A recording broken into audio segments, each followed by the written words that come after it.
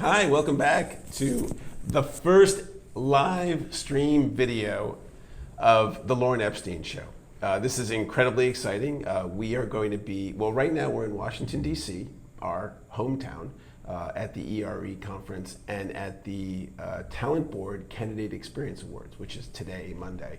So this is like super exciting. We are streaming this on YouTube if you're watching.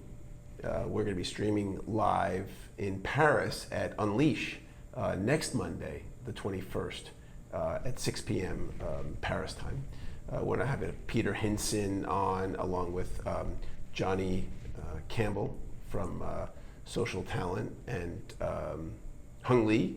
Hung Lee is going to be on as well.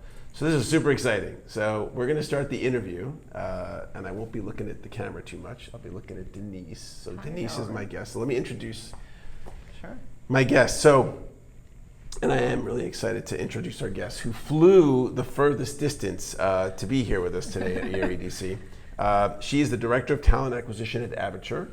If you don't know Avature, check them out because they got some really cool technology. Denise Dressler. So welcome to the show, Denise. Thank you, Lauren, and thank you for inviting me. I'm really happy to be here as well. Yep. And I did fly the longest distance for the show. How long was your flight? I memorized the number for the event tomorrow. It's 5,000 miles to 5,240 miles, and it was like a 14-hour combination. Yeah. That's crazy. That kind of thing. But I had one day to relax. Can I tell you, it took me 10 minutes to get here from my house. Sorry. But a little bit jealous. When I go to Paris, it'll be like a couple of hours for you and like forever for us. So Avature, if you haven't heard of them, you must be under a software rock, is in the HCM software. HCM is Human Capital Management. They're a human capital management software provider serving the United States and the world. They have a strong presence here in DC, the DC area, with their federal clients, which I didn't know. Denise has helped customers design and implement talent acquisition technology solutions. And now she brings her recruiting expertise in-house to be Avature's talent acquisition leader. That's exciting. Well, yeah, it was an exciting change because I worked with huge customers for 4 years, big global implementations, and then I was thinking I wanted to get into the business. And it was a risky change, like most people moving the opposite direction. Right. They go from the business into technology, but I was quite sure this was an important thing to learn, and it was so appealing, and I am really happy I made that change. And the thing that you're going to be talking about, which what we're going to talk about, is Agile. Yeah. So I learned this term Agile maybe 5 or 6 years ago because I was working at a company where we were moving to Agile development. Mm-hmm. And so tell us, like, what's the distinction? Why is there something called Agile? Well, that's a lot of things, but it was a term that I think it was born in software development, and it is a way of doing things. You know, it's a project management or methodology, but I think it's also a bit of a philosophy, right? It has its own principles, and it's built on its principles. So you can take the principles and apply them on different aspects of business and find sort of your own agile way, which I think is very interesting. And mainly what is different is I think we're moving from very controlled environments, controlling management in projects and budgeting and planning, into a more dynamic way of looking at business and looking at the world. So it's fundamentally different from everything you had before. So the difference I noticed, because before there was an Agile, when people would make software, and by the way, Afotey, is her microphone okay? Yeah. Oh, good. So before there was an Agile, it was like waterfall, where the users would tell the developers, we want this.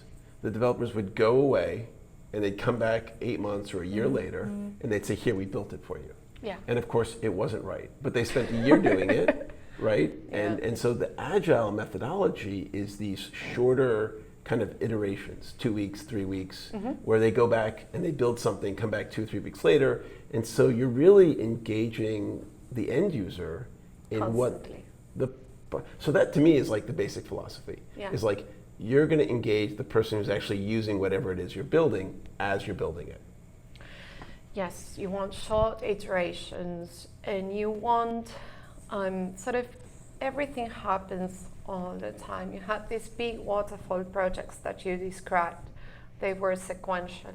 You had maybe 4 months where you were doing discovery and gathering requirements and talking to your users. You were talking to them, but they weren't seeing any software. So you had this large sequential processes where then you would go and develop whatever you was developing, and then you would go on to test, and all those things. That waterfall is like the water flowing from one stage to the next, right? And while in Agile, everything happens at once. Yeah. You're always finding new specs, you're always doing new features, you're always testing. So it's like a continuum philosophy, and you're closer to your stakeholders. And I think one of them, like if I had to put Agile on some pillars, I would put it on autonomy, continuous delivery, and integrating feedback. Because what you really want is to have the capacity not only to show it, whatever it is you're doing to your users, but if that interaction is not rich, if you're not incorporating that feedback back into your loop, then you're not truly Agile, right? So I think, for me, those are the main aspects, and those are the aspects that I try to integrate into our own operations. So give me an example of something that you have done in the talent acquisition space, because I know you've done a lot, that is now like an Agile kind of process. Well, there are a million things. There are a million things, but I think I try to distinguish this. There's processes, people, and technology, and you can look at any of them, and you can apply Agile to any of them. So let's look at, candidate experience and how the candidate interacts with the technology. Good topic, candidate experience with the Candy Awards. Yeah. It's always interesting. So what we try to do is find small enhancements that we can bring to the candidate and constantly roll out those enhancements. Instead of doing, this huge project, let's enhance candidate experience, and we sit down for 8 months and we bring, no. What can we do now in the next 2 weeks, in the next month, that will enhance their experience? And maybe, if possible, our own workflow and experience too. So we've rolled out things like, we automatically send a questionnaire to all international candidates. As soon as we spot, this is a Canadian person and they apply to a US job, and the technology is smart enough that it can tell those things are different, we automatically send an email and we say, hey, are you looking to relocate? When are you looking to relocate? Do you have the visa? Whereas if we had to bring that into the application process, we would be risking drop-offs. And that's a small enhancement that maybe we can put it into the system in 2 to 4 weeks. We can roll it out, we can test it, we can see if candidates are opening the email, if they're replying to the email. So we're getting that feedback, and then we're incorporating that. Okay, is it working? Okay, can we then sort of dig deeper into the same direction? And now we've also applied it to different cities. And if it's not working, then how can we remove it and gather this information at a different point of the process without losing on time and other things? So we can constantly pivot. We're doing the same with interview. You did this? Yes. And what were the results? The results are amazing. We had a 90% open rate and response rate on this 90%? 90%. Wow. Because it's so targeted. Yeah. Now, what the good thing about that is I would look at the 10% and say, we got rid of that 10% who were not really that committed, which probably saves us time down the road. And probably they made a mistake on the application, because we also received a lot of emails saying, oh, I'm sorry, I didn't know. Yeah. I applied to a job in Madrid. I'm looking for, DC. Ah, okay. So that saves time, that recruiter time. Wow, that's incredible. And you can find those opportunities for enhancements on your day-to-day operations, because typically this comes up. You have your weekly meetings with your team, and they say, I'm spending a lot of time on international candidates, right? So you identify the pain point, and then you look at an agile way of implementing a solution, and it doesn't have to be these huge things. Can we do one email? It's just they can respond via email. Like if we test it with one candidate, what happens? Right? And if that works, then okay, let's automate the solution for the whole candidate. We try to do small experiments when we can. Did you do that experiment? I think this automation was too straightforward. I might have implemented it right away, but we did it. For example, we were moving into online tests for software engineers, which is, for me, it was a dreadful moment. I was scared because these people, as soon as they're paying attention, you're like, please don't look any other way. And I was scared to send them an online test. So when we were rolling out, we were thinking in this way, and we said, what's the smallest experiment we can do? Well, we can find one candidate, and we can put maybe a really experienced interviewer. We can send them the online test, and then on the next interview, we can gather feedback on what happened, and we can find that interaction. Is it working? What's not working? Was the test too long? So you can incorporate that feedback as you expand. I love that approach of like, what's the smallest group that we can send it to? Yeah. And the answer is one. One person. One person. Yeah. And what I love about that is that the risk becomes so small, right? And you can make small, often I think we all kind of want, and I know mine says like big moves, take big actions and have big rewards. But that small move, you can build on those small moves and have a better chance of getting to where you want to go, which is, I think, part of the Agile philosophy. Absolutely. And it's not daunting. It doesn't paralyze you. Sometimes people approach me and they say, I want to restructure my whole department. And that's like, great. And how many people do you have? Well, 10,000 global. Amazing. What are you going to do? Well, we're going to look at the whole thing. What? Maybe just, can you set up one team in this new structure that you want to do? And pilot it. Sure. Or one person. It's a team, but but can you do a small thing? Yeah. And typically you can't do the small thing. You can try things for one hire, one team, one, recruiter, one sourcer. That should be like the tagline for Agile, do the small thing. Yes, it seems to underplay it, but it really small is. Increments. Small increments will get you there. Yeah. Constant calibration, small increments, and you will go a really long way at the end, and it doesn't paralyze. So folks are watching and they're listening. So if you're listening, just so you know, we're doing this live on video. Afotey, is it still going? Yeah. That's Afotey Odai, my engineer. Yesterday was his 1-year anniversary. Happy anniversary. Thank you. Yeah, congratulations. Thank you. At his wedding last year, it was 600 plus people. Wow. Yeah. That's a crowd. It was a crowd. Yeah, that's not agile. It's not an agile crowd. So someone's listening and they're like, well, that's great, like 90% movement, right? Yeah. People love those numbers. People love those big numbers because it's like, oh, this got to work for me.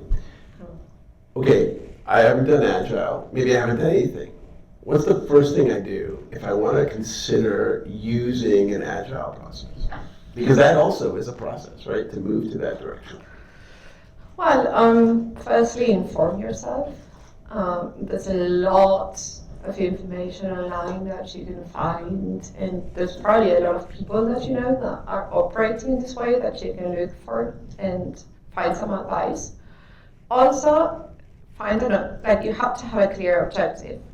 The destination point is crucial. If your destination point is enhancing your candidate experience, then you can inform yourself on how to be agile towards that objective. But if not, you're just applying a methodology that is iterative and it's not really taking you anywhere unless you know where you want to go. Right.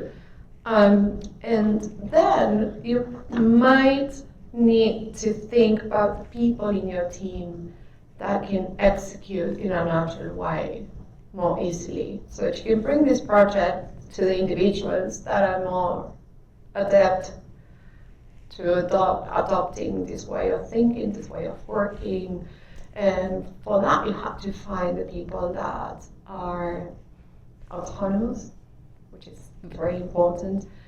And they also, they should be highly adaptable, and they should be great learners. And I also think it's crucially important that you roll out Agile to people that can tolerate frustration. Because this approach, That's a lot of requirements. yeah. So you have to be a really good learner.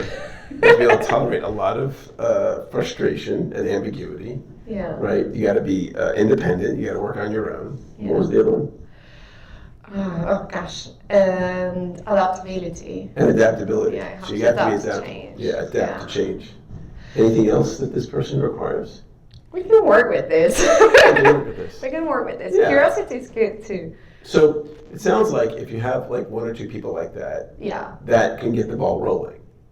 Yeah, and they can become ambassadors, right? If Right. it works for them, they sort of spread out to the rest of your team. But if you try to, if you find someone that is very structured and process-oriented, and they like seeing things clearly and knowing the end, and you try to bring them into this methodology, Yeah.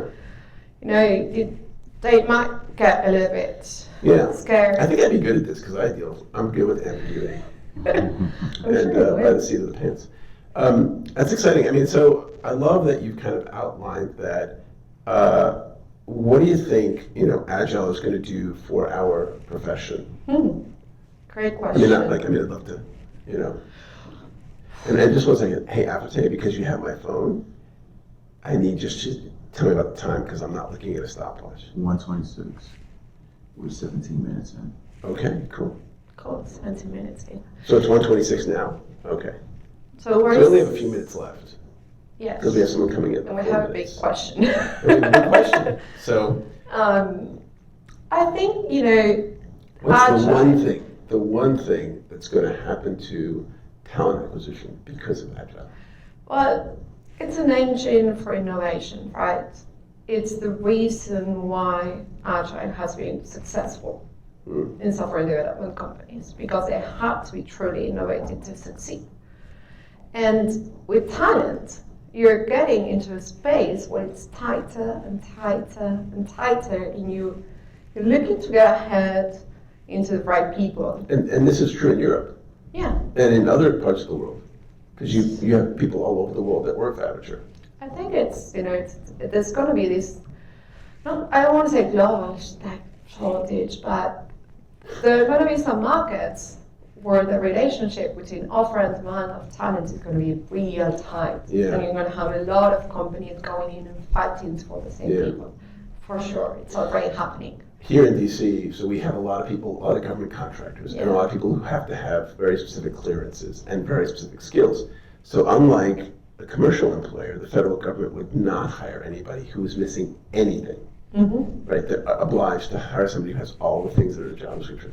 That makes it really hard. So you'll have a position open up, and 100 companies, maybe I'm exaggerating, 20 or 30 companies looking for that same person. Same guy. Yeah, the exact One same guy. person. One person. Yeah, one person. Like, it becomes like who got them first, or who knew them. So we're talent. And I think, if you really want to get to that one person, you need constant innovation. Yeah. And that's, if you stay agile and you're constantly experimenting and incorporating feedback and trying new things, you sort of, you're looking to sort of get that edge, but also maintain it because you're never sitting still. And you wrote a really good paper. If you go to Denise's LinkedIn page, she wrote a great paper on it. We have to, I hate to end this conversation, but how can folks reach out to you? Oh yeah, absolutely. I'm so easy to find. It's outrageous. My LinkedIn page has my email publicly listed on summary. Nice. And yeah, you can Yeah. just email me or message me through LinkedIn. Cool. You're a good writer.